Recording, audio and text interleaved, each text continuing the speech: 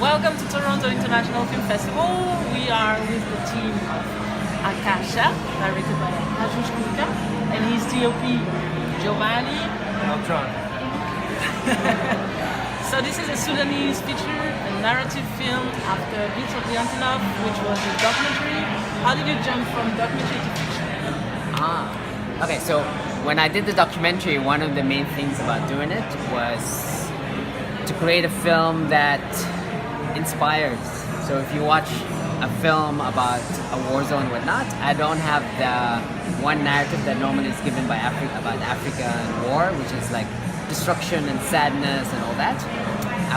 I showed people fighting and all that. So the next film, when I started showing the film in the area and having people from there seeing it in screenings, I noticed that they started laughing almost throughout the whole film. And the reaction was so completely different than people from outside. And while they're watching it, it was exciting to get together and watch a film and laugh and stuff. It was like, people want some sort of light humored kind of film. So I was like, okay, my next film is gonna be that. So a light humored fiction film that is made to get people together, inspire them, and make them laugh. So that's how this came about. So it's true, there's a lot of humor in your movie, and I wonder, how did you cast these characters? Are they theater actors or movie actors, or not at all? Okay, so the war in Sudan, and this is also part of the film, when it comes to the rainy season, it gets really muddy and the tanks and the cars can't move, so the war stops. So when that stops, I was living there, and in the war season, I'm covering the wars on the front line and doing all that miserable, hard work that's very important. And when the war stops, my work kind of stops. There's nothing really happening, everybody's going to farms. I started working with the youth, and we used to do theater of the oppressed, drama, forum theater, and with having everybody get together, the youth, and slowly we did a few fiction films, short, just to do in the mobile cinema, really quickly edited and put together. And from that project, I started writing fiction. So 90% of the people in it were cast because they were part of those smaller projects. Except, for example, my lead actress, she wasn't part of that project, but she just was somebody just struck me when I saw her, and I was like, okay, I'm casting you. And one or two other characters that I didn't mean to cast them.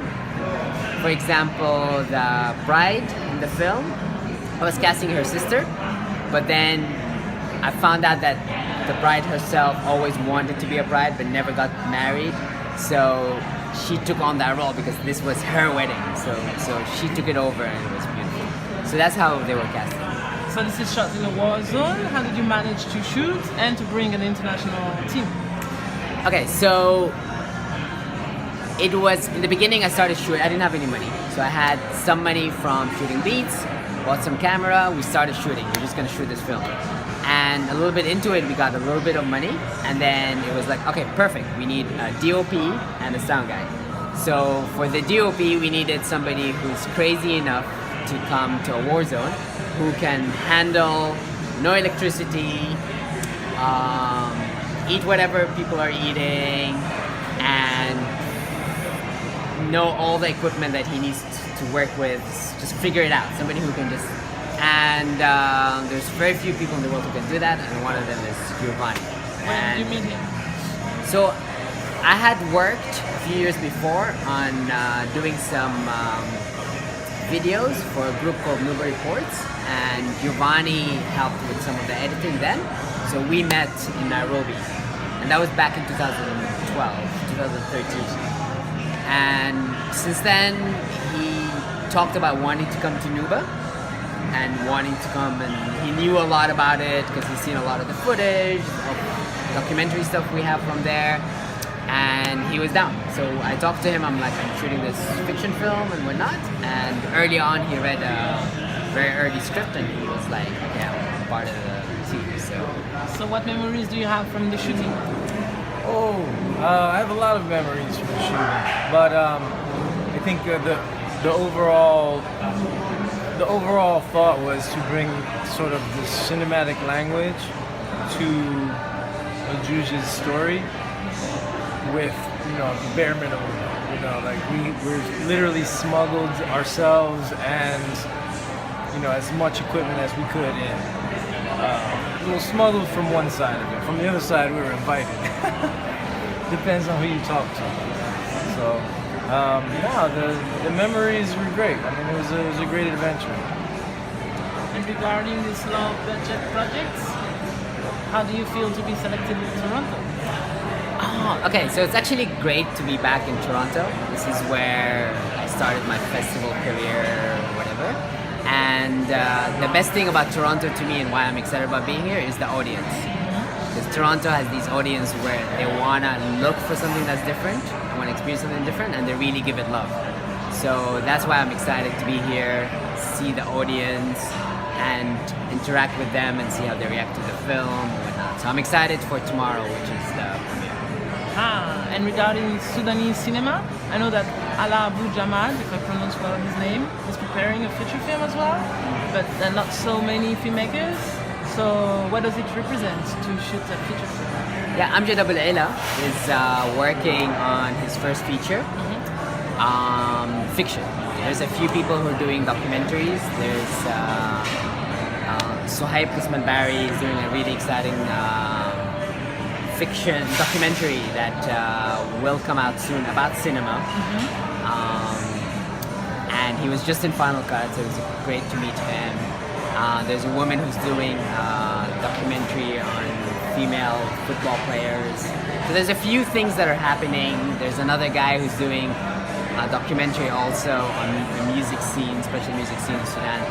But fiction-wise, other than my film, it's been a drought for a while, and hopefully a few films will be coming out. So I'm hoping that this film will excite people to create other, and realize that okay, there is a movement, and there's more people who are creating films. Right now that didn't happen, but I feel like there's excitement. There's people out there, filmmakers who are trying to do. There's a couple of shorts that are happening. So there is this whole group of people who are like separate and some of them connected, who are excited about cinema for some good reasons, some wrong reasons, some but I'm actually more into the social activism part of using cinema for social movement, getting people together, that kind of stuff. So I'm more interested in that than cinema purely for entertainment.